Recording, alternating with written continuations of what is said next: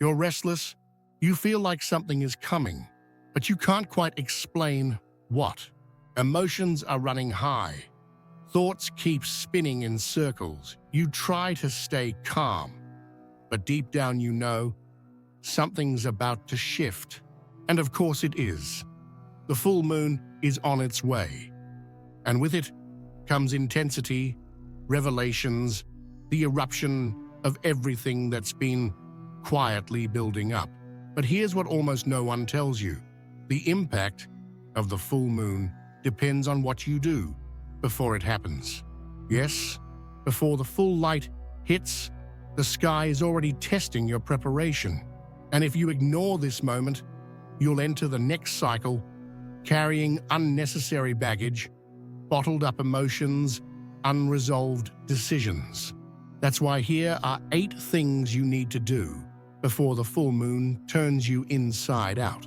This isn't about magic. It's about cleansing, focus, and symbolic preparation. Because the way you enter shapes the way you go through it. You want mental clarity, but you live in a space cluttered with energy, distractions, and stuff piling up. This is the first thing you need to do before the full moon. Clean the place where you do the most thinking.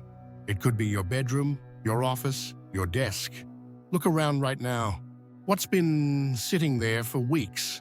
What are you keeping just in case or out of guilt? What visually weighs you down, distracts you, blocks you?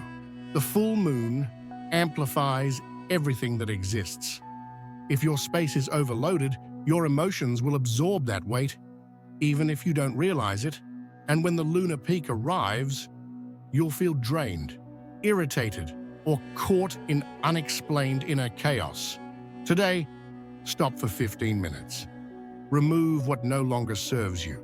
Donate it, toss it, reorganize, and while you do, say to yourself, as I clear the outside, I create space inside.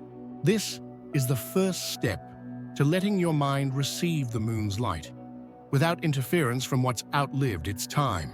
You want to make space for something new, but you're still holding on to feelings that drag you backwards. The second thing to do before the full moon: release at least one old emotional weight. You don't have to fix everything. You don't have to forgive everyone. But pick one thing that's been hurting longer than it should. It could be a grudge, a guilt, a conversation stuck in your throat, something you keep replaying in your head but never transform. Grab a piece of paper and write it down. Be honest. No sugarcoating, no judging, then burn it safely. Or tear it up, or bury it. Do it with a gesture that says, I'm letting this go, not because they deserve it, but because I deserve to move on. The full moon doesn't tolerate build-up. If you step into it still carrying yesterday's pain, it'll blow up somewhere, in your body, in your relationships.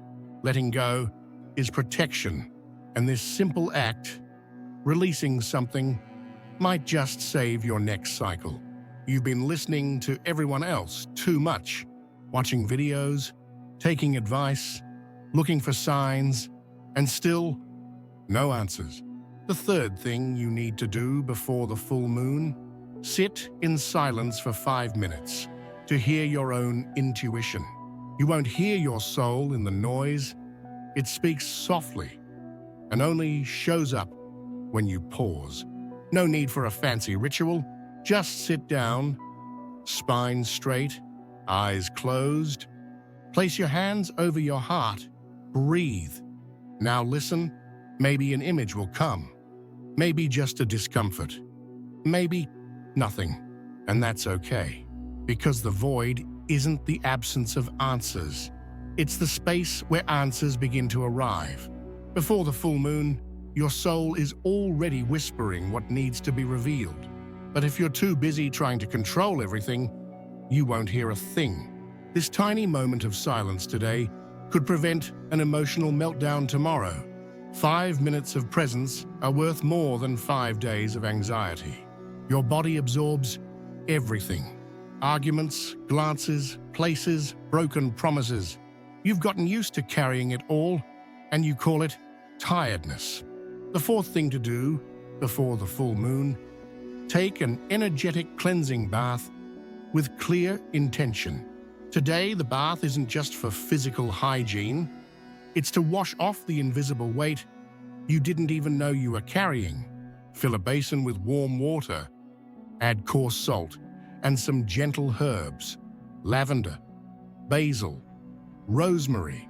Stir it clockwise with your right hand and say, "Let everything that doesn't belong to me be washed away." Pour it slowly from the neck down, in silence, or with music that lifts your spirit. As the water runs down, visualize emotions leaving, scattered thoughts being rinsed away, people who left their mark being released. The full moon doesn't forgive energetic buildup. It'll amplify whatever is stuck. This bath is your symbolic and real shield. You keep saying you want change, but what exactly do you want to build? The fifth thing to do before the full moon: rewrite with clarity what you want to sustain from now on. No vague phrases, not "I want to be happy," "I want peace," "I want money." Be precise. What exactly are you ready to support with real action? Grab a piece of paper. Write in the present tense: "I commit to," but choose just one thing. It could be a habit, a goal, a behavior, but it only counts if you know the first concrete step you'll take tomorrow, because the full moon doesn't respond to empty promises. It responds to what you're already nurturing. And if you say, "I want to grow," but keep feeding distraction, comparison, and avoidance, you'll just harvest more anxiety. This chapter is about alignment. You don't have to do everything. You just need to choose one thing and back it with your body. You want to receive more, but maybe you're still blind to everything you already have. The sixth thing to do before the full moon: make a gratitude list and read it out loud. Sounds simple? It is. And that's exactly why almost no one does it with presents.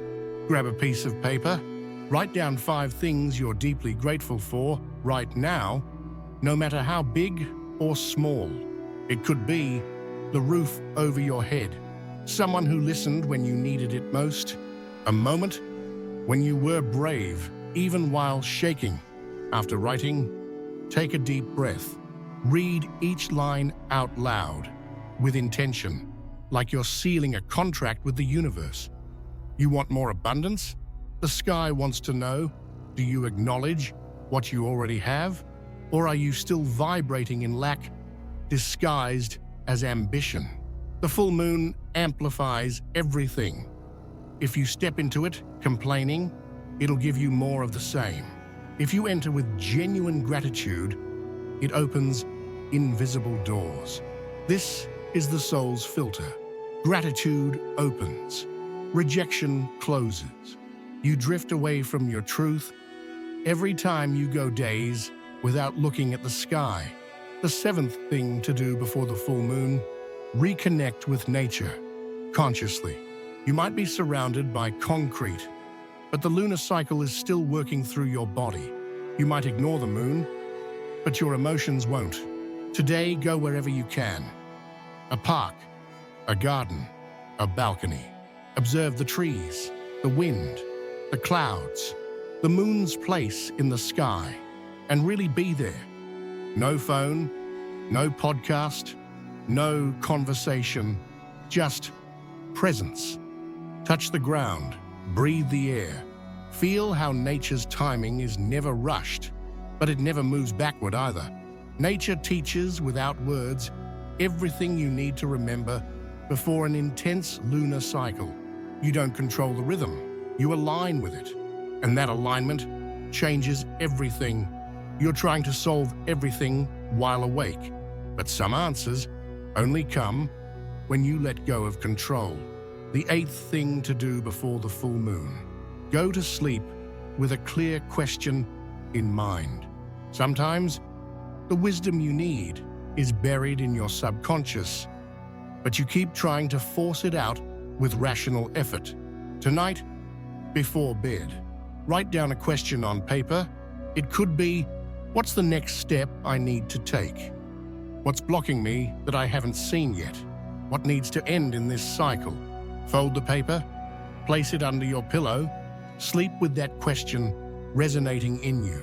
Don't expect a magical dream, expect a feeling, an intuitive nudge in the morning, or a spontaneous answer during the next day. The full moon activates your intuitive field, but it only responds to those who allow themselves to receive, not just control. This silent question might open a door no conversation ever could. The full moon is coming, and it doesn't ask if you're ready. It simply reveals everything that's been hidden. If you ignore these days leading up to the peak, you'll carry unfinished emotions, unspoken words, and old wounds that could have already been cleared. The energy of this lunation won't wait for you to sort your thoughts. It will amplify whatever is already there. That's why what you do now defines how you'll navigate what's coming. If you follow these 8 steps, even partially, you'll notice a subtle shift, an inner space beginning to open. That's where clarity lives. That's where the right decision is born. It's through that clean channel that your intuition begins to guide you. This is your last chance to choose. Do you want to repeat another heavy cycle or step into the next phase with lightness, direction, and courage? You already know the answer. Now it's time to act. If this video stirred something inside you, something you couldn't name but definitely felt, then drop this in the comments. I cleanse before I transform. This phrase is your anchor. It seals your commitment to the process. It marks that this time, you won't wait for chaos to hit before you start preparing. Subscribe to the channel. Turn on the notification bell. Here, we move through the sky and come back more conscious.